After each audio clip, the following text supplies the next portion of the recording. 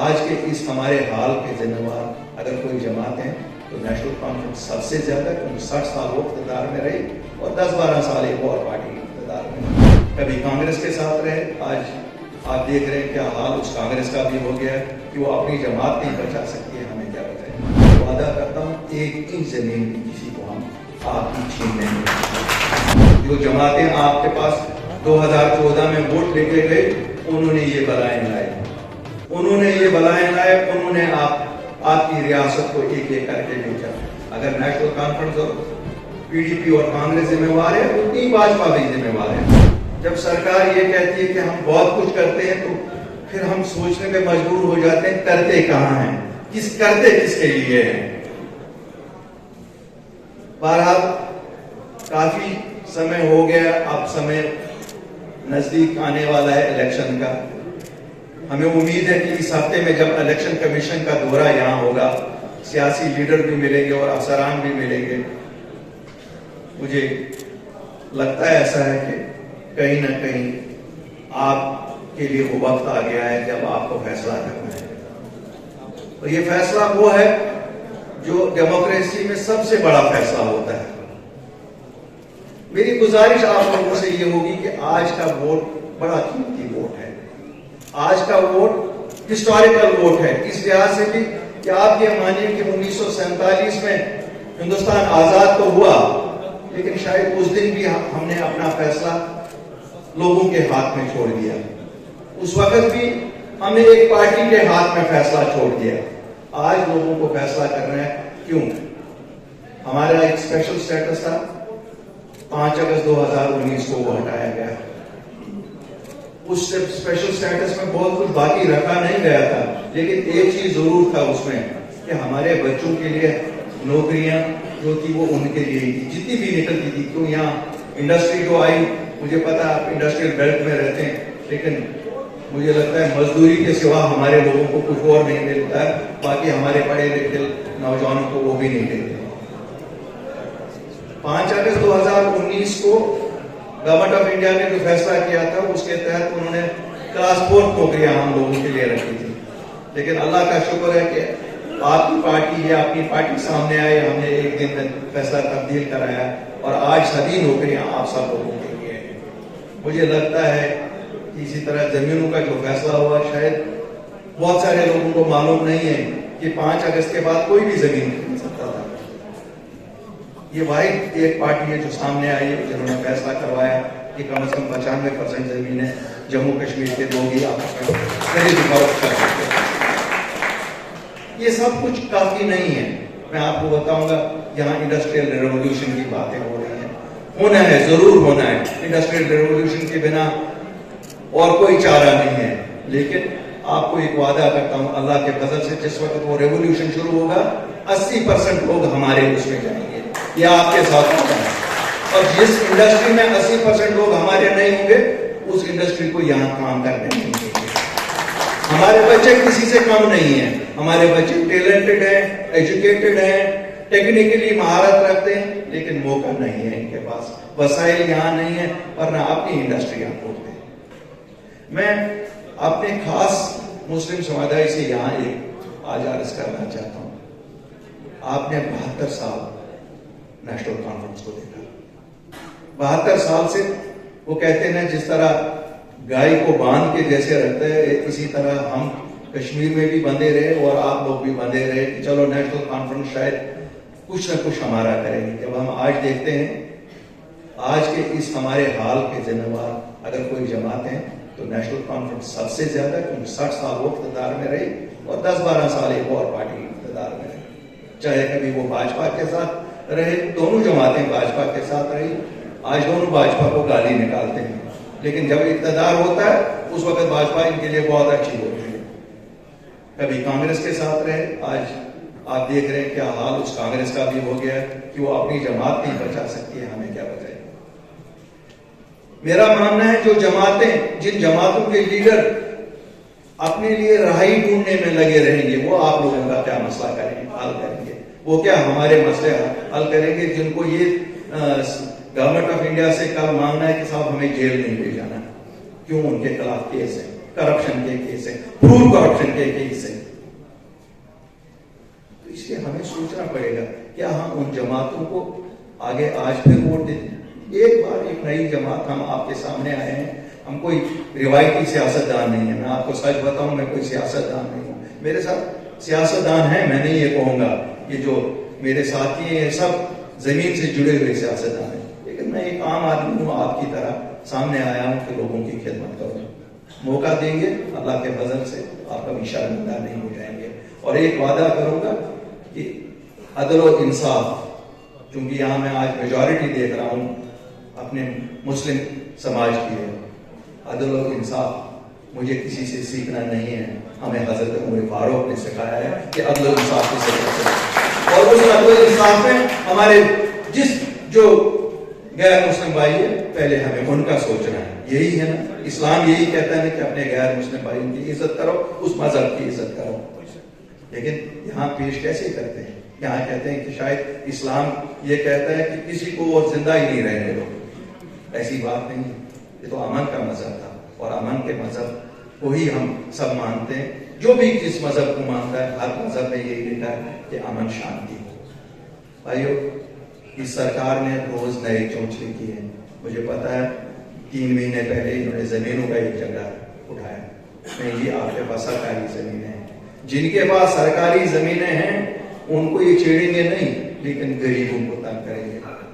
उस वक्त भी हमने गवर्नमेंट ऑफ इंडिया में होम मिनिस्टर से बात की, और मुझे खुशी है गवर्नर साहब से ये भी उस पर रोक लग गया। एक वादा करता हूँ, 1 इंच जमीन भी किसी को हम आपकी छीनने नहीं, और जहां पे जिन लोगों की जमीन छीनी गई है और उनके घर उसमें थे, ये भी वादा रहा कि वो वापस उनको कराएंगे, क्यों, घर बुनियादी जरूरत है, ये आशियाना है जो उम्र भर इंसान मेहनत करके बना लेता है।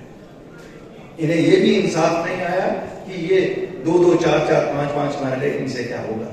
अब अगर लोग उजड़े हुए तो घरों से इलाकों से आए और उन्होंने कुछ जमीन काश की, बंजर जमीनें थी ये, आप सब जानते हैं ये जमीनें बंजर थी, आपकी मेहनत ने, आपका लहू इसमें लगा, आपका खून इसमें लगा, तो आज आप वहां फसल उगा रहे हैं। आज उनको वो जमीनें दिख रही हैं, बहुत अच्छी जमीनें, लेकिन उनको वो दिन याद नहीं है कि किस तरह से इन्होंने अपने लहू और पसीने से उन जमीनों को आबाद किया। मेरे भाइयों, ये वादा है कि वो जमीनें आपकी हैं, और अगर इन्होंने मिल्कियत आपको नहीं दी है, उसकी मिल्कियती हुकूक आपको दिला देंगे, ये आपका हक है, और आपके बिना और किसी का नहीं है। मैं आपको एक और बात कहूंगा, अल्ताफ बुखारी वो वादा नहीं करता है जो वादा पूरा नहीं कर सकता। अल्लाह के फजल से आज मुतबरक महीना है, मेरे मुंह में भी रोजा है, जो वादा आपसे करेंगे उस वादे पे निभाएंगे, उस वादे को निभाएंगे, और वो वादा यही है कि आपकी बहबूदी के लिए काम करेंगे, हर मजहब की बहबूदी के लिए काम करेंगे। लेकिन आपको कुछ सोचना पड़ेगा कि नहीं, एक बार बदलाव आए, नहीं होगा, नहीं हम लोग कामयाब नहीं होंगे, आप कल हमें निकाल सकते हो, हम कोई खानदान थोड़ा ही है कि हमारे मेरे बाद मेरा बेटा आने वाला है, फिर उसके बाद उसका बेटा आने वाला है। और एक चीज याद रखना, हमारा मुकद्दर हिंदुस्तान से जुड़ चुका है, हमारा मुकद्दर हमें जितने गांव दिए दिल्ली नहीं दिए, लेकिन मदावा भी दिल्ली के पास ही है। ये कोई नहीं कह सकता है कि नहीं जी मदावा कहीं बॉर्डर पार है या मदावा कहीं लंदन या अमेरिका में है। हमारे दर्द भी दिल्ली ने दिए हैं, मदावा भी उनके पास ही है।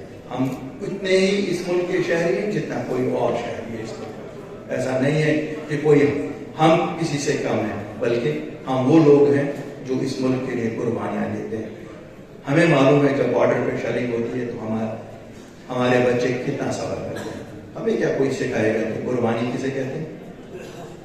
भारतवासियों को कुर्बानी सीखनी है तो जम्मू कश्मीर के लोगों से सीखो, यहाँ इस बॉर्डर के लोगों से सीखो, सांबा के बॉर्डर के लोगों से सीखो, सुचीगढ़ के बॉर्डर के लोगों से, पुंछ के लोगों से सीखो, उड़ी करना के लोगों से सीखो। हमें क्या दर्ज दे रहे हो? बम्बई में बैठ के क्या हमें कोई कहेगा, या यूपी में बैठ के हमें क्या कोई कहेगा कि साहब हमने इस मुल्क के लिए क्या किया। आपको तो मौके मिले, वसाइल हमारे, और बाहर से लोग आ रहे हैं, चाहे हमारी रेत हो, चाहे हमारी बाजरी हो, और हमारे हो मजदूरी का कमी नहीं। हमारा जो ट्रॉली वाला उसी पे अपना घर चलाता था, آج اس کا گھر بھی بیٹھا ہے. میں ان باہر کے مگر مچھو کو کہتا ہوں کہ آپ کا دن نزدیک آ گیا ہے. 2 مہینے 3 مہینے 4 مہینے 5 مہینے بعد بوریا بسترا بند کر کے لکھنپور کے پار جائیں گے.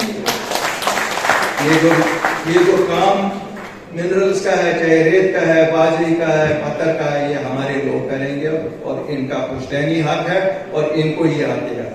ہاں, اس میں خاص خیال رکھنا پڑے گا ہمیں کہ ان لوگوں کو آگے پھر کوئی ایسا مگرمچھ نہ آئے. کیوں, جو جماعتیں آپ کے پاس 2014 میں ووٹ لے کے گئے, انہوں نے یہ بلائیں لائے, انہوں نے آپ کی ریاست کو ایک ایک کر کے بیچا. اگر نیشنل کانفرنس اور پی ڈی پی اور کانگریس ذمہ وار ہے, اتنی بھاجپا بھی ذمہ وار ہے. بھاجپا کو یہ نہیں کہہ سکتی ہے کہ ہم کوئی دودھ کے دلے ہوئے ہیں. یہ لوگوں نے ہماری ریاست میں 10 لاکھ لوگوں کو بے روزگار کیا. جو لوگ اس انڈسٹری کے ساتھ تعلق رکھتے تھے, ریت نکالتے تھے, باجری نکالتے تھے, جو ٹرالی 600 روپے میں ملتی تھی وہ آج 3000 روپے میں ہمارے لوگوں کو مل رہی ہے. کتنی شرم کی بات ہے. بہرحال میری آپ سے یہی گزارش ہے, آپ لوگوں کی مدد سے آپ لوگوں نے ہماری ہمت بڑھائی تو یہ جماعت 3 سال میں یہاں پر پہنچی کہ آج جموں کشمیر میں اسے مضبوط ترین جماعت مانا جاتا ہے. لیکن مضبوط ترین جماعت ہو کے بھی اگر لوگوں کے لیے کچھ کرنا ہے تو پاور کی ضرورت ہوتی ہے.